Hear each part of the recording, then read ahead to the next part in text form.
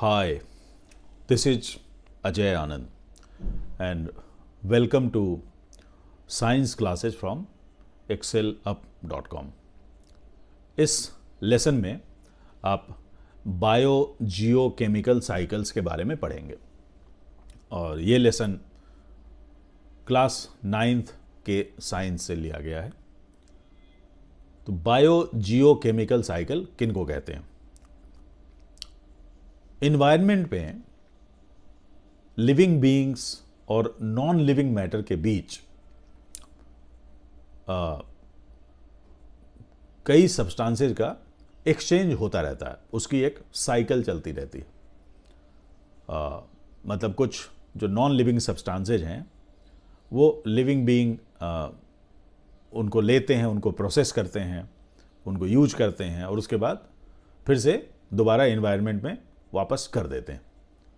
तो उस कंटिन्यूअस चलने वाले साइकिल को बायो जियो केमिकल साइकिल कहते हैं। कई हैं, water cycle, nitrogen cycle, carbon cycle, oxygen cycle. तो let us begin with water cycle. अब वाटर साइकिल में क्या होता है, एक तो आप जैसे जियोग्राफी के क्लास में पढ़ेंगे या अगर बायोलॉजी को हटा दें तो वाटर साइकिल के बारे में आप पढ़ेंगे कि ठीक है, पानी अपने डिफरेंट फॉर्म में बदलता रहता है, लिक्विड, सॉलिड एंड गैस, और उसकी रिसाइकलिंग होती रहती है, उसी को वाटर साइकिल कहते हैं। अब इसमें थोड़ा हम लिविंग बीइंग का रोल अगर ऐड कर दें तो बायोलॉजिकल पर्सपेक्टिव से वाटर साइकिल को एक्सप्लेन कर सकते हैं हम।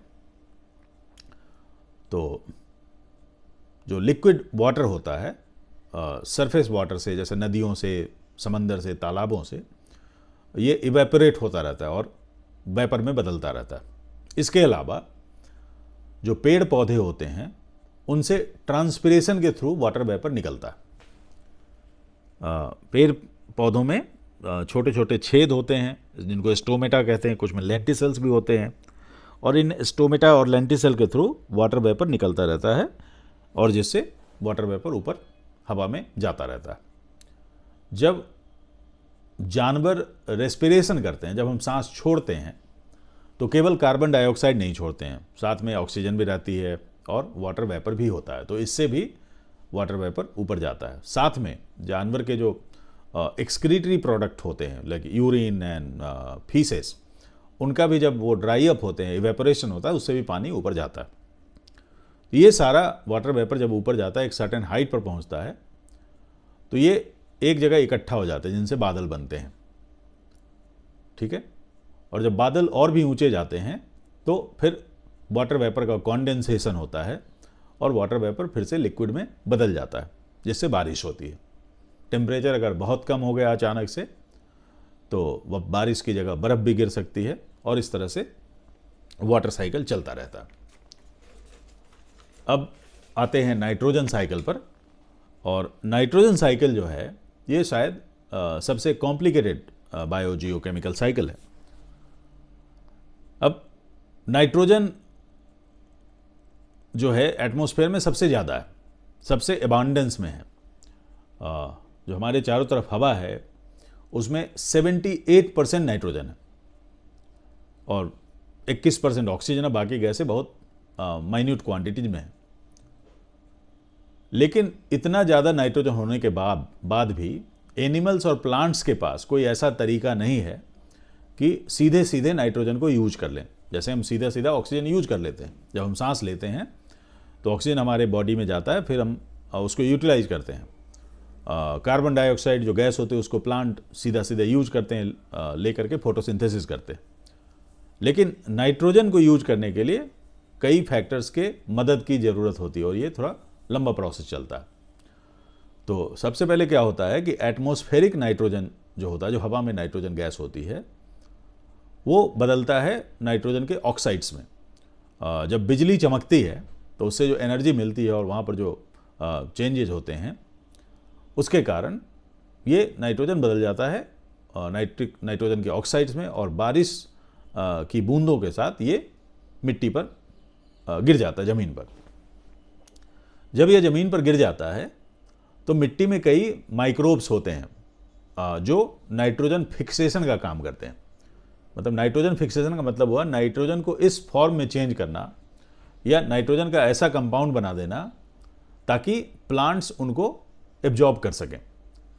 तो जैसे एक बैक्टीरिया होता है राइजोबियम बैक्टीरिया, दलहन के जो पौधे होते हैं उनकी जड़ों में गांठ होती है, उन गांठों में राइजोबियम बैक्टीरिया रहते हैं और ये बैक्टीरिया नाइट्रोजन फिक्सेशन में मदद करते हैं। उसके बाद जो ग्रीन प्लांट्स होते हैं वो मिट्टी से नाइट्रोजनस सब्सटेंस को एब्जॉर्ब करते हैं। जब वो जड़ों से अपने पानी और मिनरल एब्जॉर्ब करते हैं, लेते हैं, तो नाइट्रोजनस सब्सटेंस को भी लेते हैं।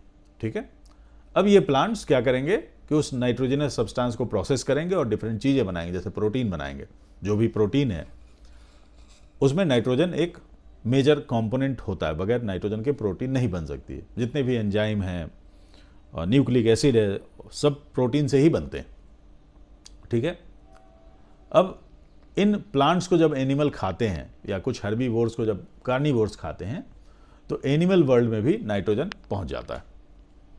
अब एनिमल्स और प्लांट्स में एक्सक्रीशन होगा जिससे अमोनिया बनेगा, वेस्ट प्रोडक्ट बनेगा, तो उस प्रोसेस को कहते हैं अमोनिफिकेशन।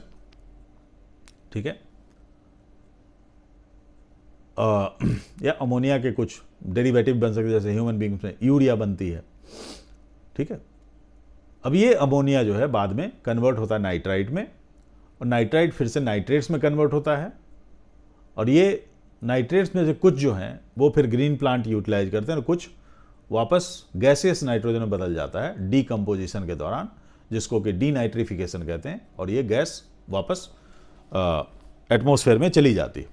एक और प्रोसेस होता है नाइट्रिफिकेशन का, वो होता है कारखानों में। ठीक है, तो कारखानों में जब खाद बनती है, यूरिया जैसे बनती है, तो नाइट्रोजन फिक्सेशन होता है। उस यूरिया को ग्रीन प्लांट यूज करते हैं, वो फिर सारा साइकिल इस तरह से चलता है, ग्रीन प्लांट से एनिमल में जाएगा, प्लांट्स और एनिमल से अमोनिफिकेशन होगा, अमोनिया बनेगी, अमोनिया फिर से नाइट्राइट में कन्वर्ट होगा, नाइट्राइट नाइट्रेट में कन्वर्ट होगा, उसके बाद डीनाइट्रिफिकेशन होगा और गैसियस नाइट्रोजन हवा में चली जाएगी। तो इस तरह से नाइट्रोजन साइकिल ये चलता रहता है। अब आते हैं कार्बन साइकिल। कार्बन भी बहुत इंपॉर्टेंट एलिमेंट होता है।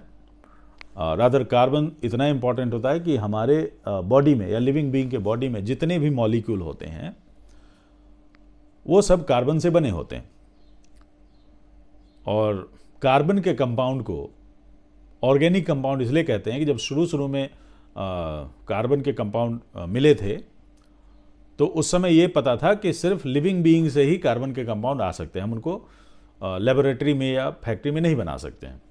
तो इसलिए उनका नाम ऑर्गेनिक कंपाउंड रखा गया, और जो ब्रांच थी केमिस्ट्री की उसको ऑर्गेनिक केमिस्ट्री नाम दिया गया।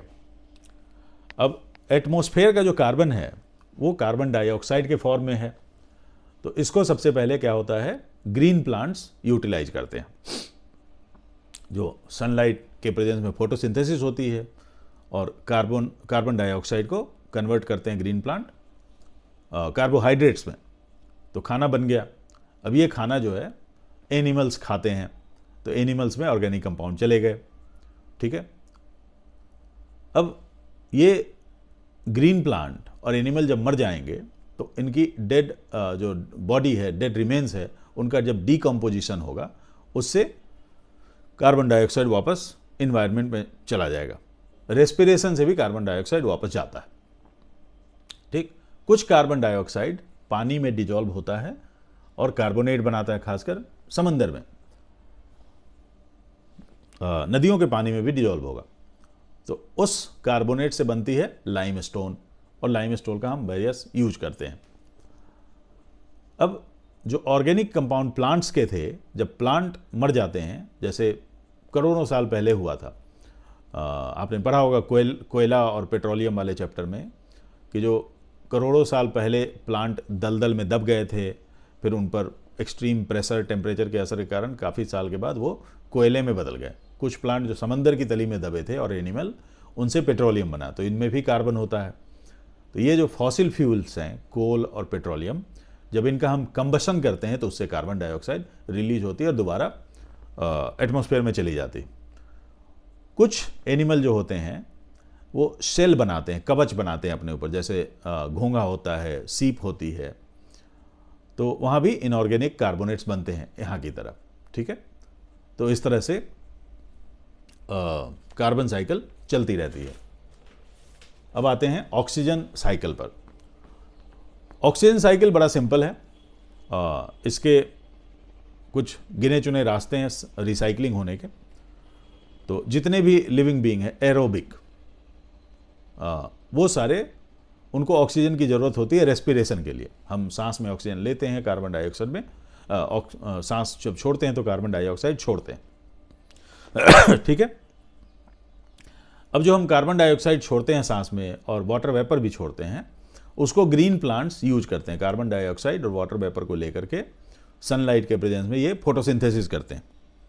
ठीक है, वाटर मॉलिक्यूल को स्प्लिट किया जाता है, उससे जो हाइड्रोजन निकलती है उसको क्या करते हैं, कार्बन डाइऑक्साइड को रिड्यूस कराया जाता है, जिससे कार्बोहाइड्रेट बनता है और ऑक्सीजन बाहर छोड़ दिया जाता है। तो इस तरह से ऑक्सीजन वापस जाता है। ठीक है, अब आते हैं ओजोन लेयर पर।